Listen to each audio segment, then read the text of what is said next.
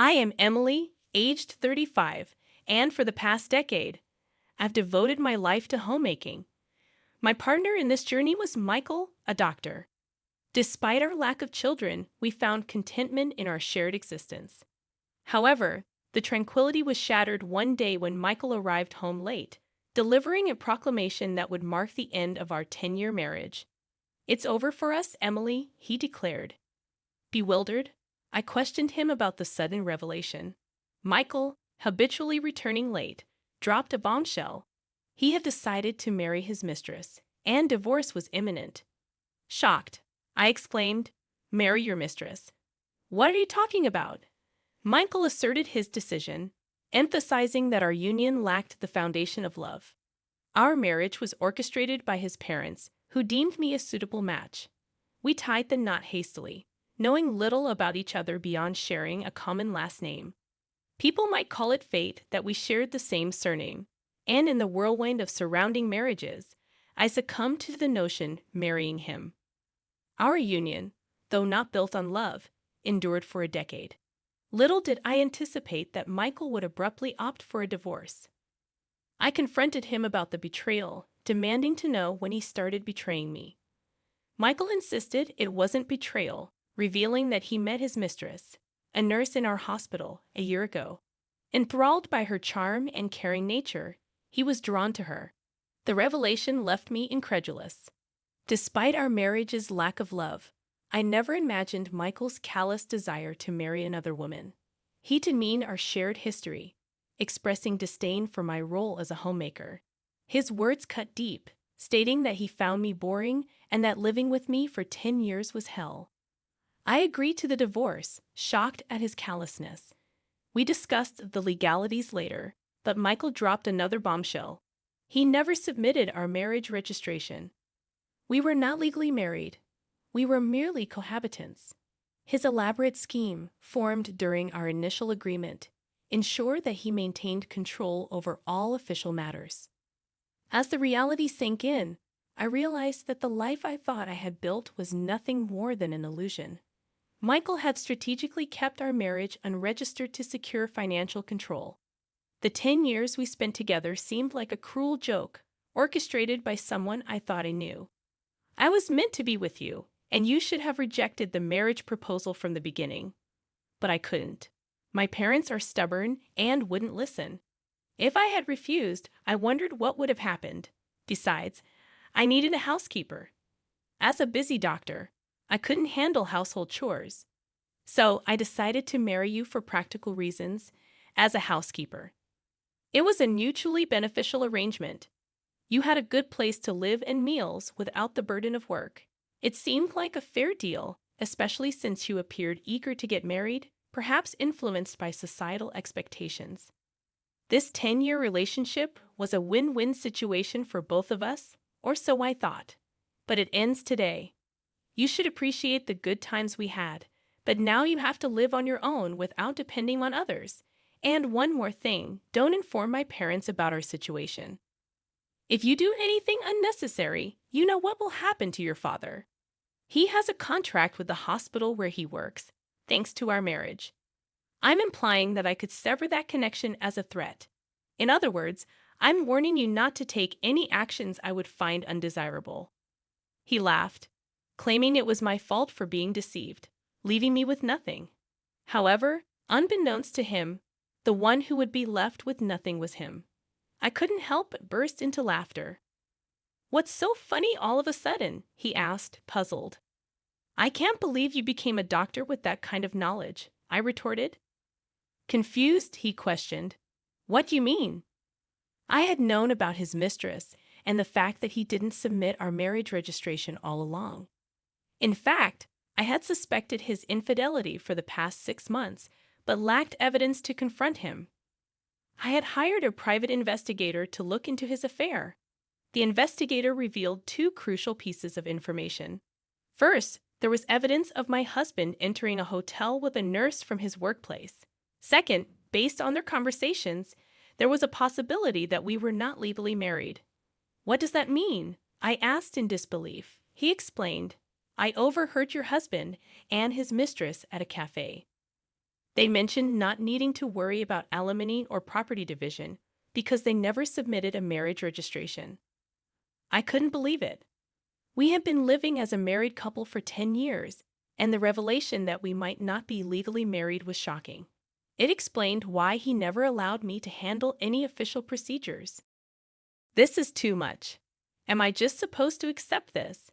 If we were never married from the start, there's nothing. I trailed off, grappling with the reality of our situation. I can do more than you think, I asserted.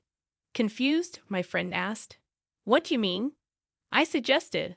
Let's make him pay for deceiving you for 10 years. First, we need to prepare without him noticing. So, I initiated preparations with the investigator to hold my husband accountable. He had arrogantly claimed, "So what if you knew we were never married from the start? I don't need to take any responsibility." Mocking my supposed pitiful ignorance, he believed he was in the clear. However, I turned the tables on him. "You said I was pitiful for not knowing anything, but it seems you were the one who was pitiful," I retorted. I revealed a legal loophole. Our relationship, though never formally married, was considered a common law relationship on paper.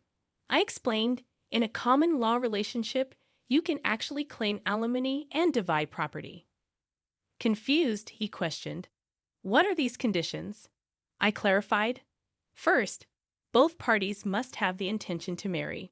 The second is living as if married, including sharing household life for over 3 years.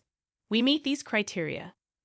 I continued, even if you can claim alimony and property division, you're just an unemployed woman, planning to rely on your parents after being kicked out. With a smirk, I assured him, "Didn't I say I was preparing? I've already found a job starting next month, and I've got my eye on a new place." Defeated, he stammered. "But even if you can claim alimony and property division, do you not care what happens to your father if they want to break the contract?" Unfazed, I replied, "Let's see if they'll break a contract just because the doctor's wife of 10 years was a lie.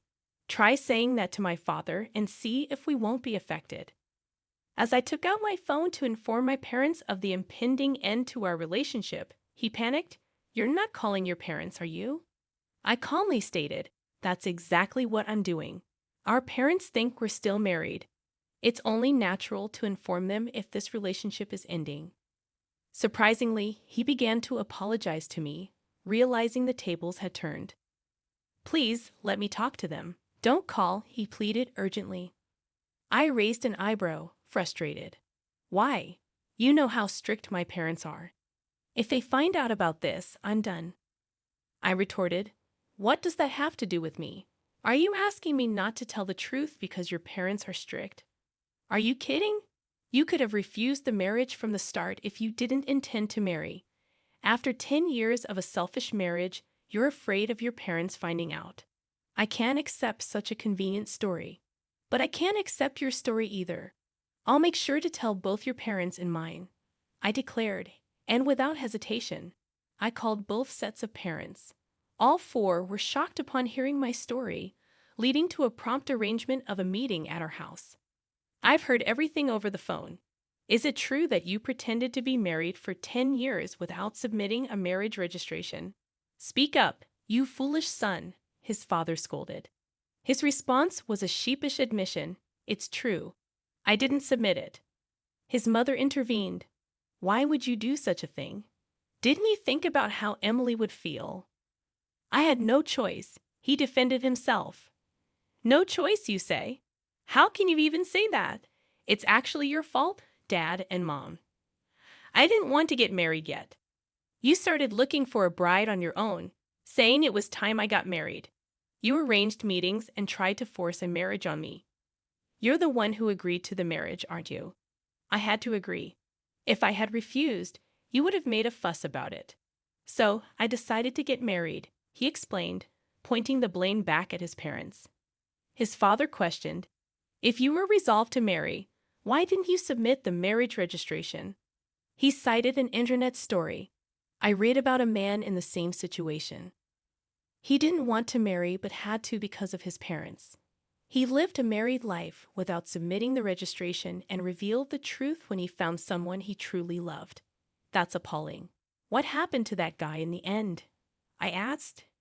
He's now married to the person he loves and has a real marriage. So, I too will marry my girlfriend and have a real marriage, he declared confidently. Then my parents spoke up. A real marriage, huh? Sure, you might not have had a love marriage, but do you remember what you said at the wedding? We will never forget to care for each other and build a home full of smiles. What did those words mean to you? What were we shown? We sent our daughter to you hoping for her happiness, but you deceived her for 10 years without submitting a marriage registration. Did you build a home full of smiles? Now you're leaving her for another woman. Can someone who acts without a shred of care, even if they change partners, truly have a real marriage? He stammered, attempting to respond, but my father cut him off. I was happy you married our daughter, not just because you were a doctor. I thought she could build a happy home with someone as sincere as you, but it seems we were mistaken and deceived. And you threatened our daughter. If she told us about this, you'd cut off the contract with our company. Seriously. If you're going to threaten our daughter, we'll cut off the contract ourselves. Be warned. We will tell the truth when asked. Why? If you do that, there will be rumors at the hospital, my father warned. His face paled at the unexpected turn of events, and he pleaded, please wait. This is getting out of hand. Let's just talk. But my father-in-law, furious, wasn't having it. Don't mess with us, he declared, grabbing my husband by the collar. We didn't raise you to be such a scoundrel.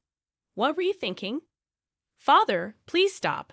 By not submitting the marriage registration, you might have thought you were doing yourself a favor, but because of your selfish actions, Emily was strung along for 10 years. I interjected, my voice firm.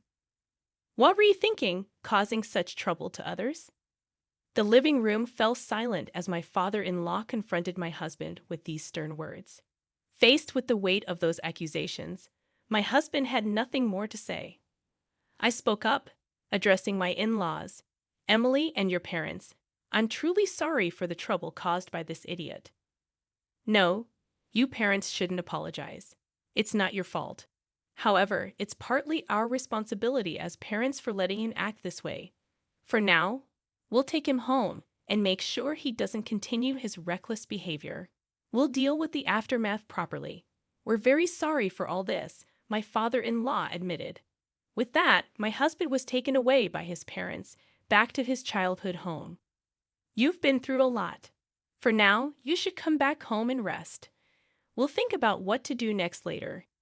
You don't need to worry about anything right now, my parents assured me, expressing their concern. Thank you, but I won't go back home yet. I still have things I need to do. I declined their offer and chose to stay in my own home. What I had to do was prepare for the final settlement with my now ex-husband, gathering evidence for our common law relationship. I was getting ready to claim alimony and divide our assets. A few weeks later, a meeting with a lawyer was arranged. However, even if I agreed to alimony, my ex-husband couldn't accept the idea of dividing his property. Why should I divide my property? She's been a homemaker for 10 years, never working a day. All the furniture, clothes, food. I paid for everything. Now you're telling me to hand over the money I worked hard for? The furniture I bought? He ranted, unable to accept that his money would be shared with me. The lawyer explained, yes, that's correct. The money you earned and the furniture are subject to property division. Why does it have to be like that? Who did the housework while you were working? Who cooked meals with the groceries you bought? He argued. That's irrelevant now. No, it's very relevant. A homemaker is entitled to property division because housework and childcare have economic value. Speaking as a human, not just a lawyer, do you think housework is something anyone can do? That it's just expected of a homemaker? The reason you could live freely is because of her support. Don't get that wrong, the lawyer asserted. He was taken aback, and in frustration, he said, and this situation is a result of your actions, yet you have the audacity to be selfish. The lawyer responded, what do you say? Never mind. Anyway, she's entitled to half of the assets for property division. That's how it is. Regarding alimony, we intend to claim $100,000 from you, the lawyer continued. $100,000?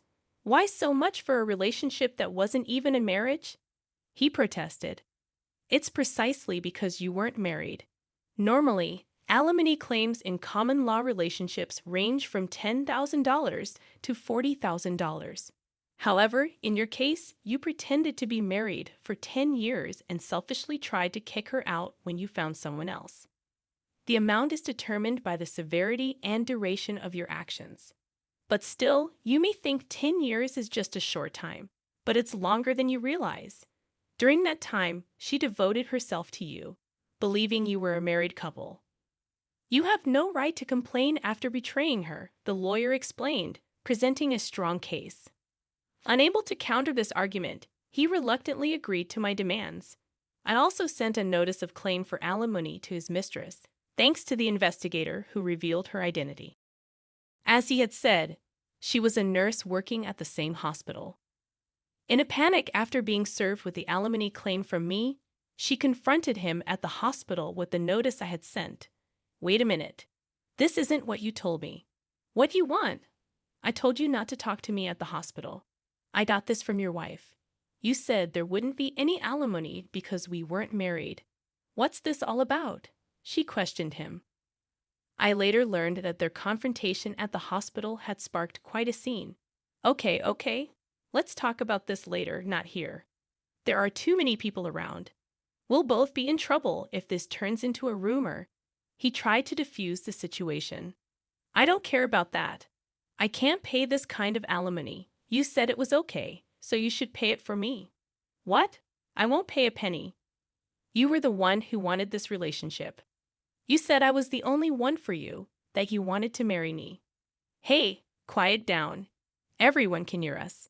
Just so you know, I'm not in the wrong here. If you want to make amends with your wife, do it yourself. Tell her I don't owe her a penny, that you'll take care of everything. Wait, hold on.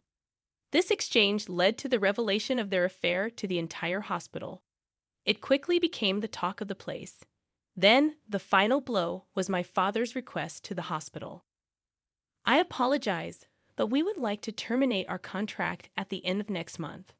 The hospital, aware of the rumors, asked my father, "Excuse me for asking, but is the reason for canceling the contract related to Dr. Michael's affair?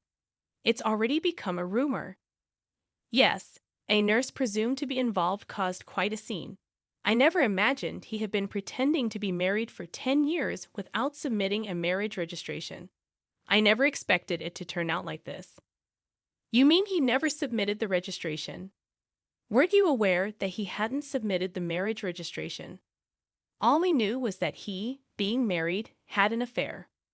What do you mean he didn't submit the marriage registration? With my father's request, it was revealed that he had been deceiving me for 10 years by not submitting the marriage registration. This news spread among the other nurses. Dr. Michael deceived his wife for 10 years without submitting a marriage registration, and he had an affair with a nurse. How low? How could he do that? Can someone really not notice for 10 years? Apparently, Emily's maiden name was the same, and he managed all the official paperwork. That's scary. The rumors spread not only among hospital staff, but also to patients, and both Michael and his mistress received cold stares. Unable to endure, they soon resigned from the hospital. As my father told me, "Did you manage to get the alimony?" Yes, I received payments from both him and his mistress. She refused to pay until the end, claiming she was deceived. But the lawyer made it clear her argument wouldn't hold, and she reluctantly agreed to pay. That's good. What about you, Dad? Did the contract get canceled after all? No, that's off the table. He resigned, and since our company is trusted, the hospital asked us not to cancel the contract. We couldn't cancel it after they asked like that. That's a relief. Then I started a new life in a new place and was living happily. About a year and a half later, my ex-husband contacted me. "Is it true you got remarried?" I had married a man I met at work, and somehow he have found out. I wondered whose number this was, going through the trouble of changing your number just to contact me. Just answer my question. Yes, I got married. You betrayed me. Betray. We were never legally married, so I didn't think it would matter to you, right? That's a different matter. Indeed, things are different now. We're completely separated, so my marriage has nothing to do with you. Is that why you contacted me? After I said this, he seemed at a loss for words. Then he taunted. Of course, you're still unmarried, since you probably haven't submitted a marriage registration again. You're that kind of woman. But things weren't as he imagined. Unfortunately for him, my husband isn't the kind of person to do such terrible things. He knows all about your story. So to ensure I wouldn't feel anxious, we went to the office together to submit the registration. Sadly for you, things aren't as you thought. I can somewhat understand your wish for me to be unhappy, considering your own misery. But sorry, we're happily married. I told him this and hung up the phone. What kind of life he leads now, I don't know. But unless he changes his selfish nature, it's unlikely he'll ever find happiness.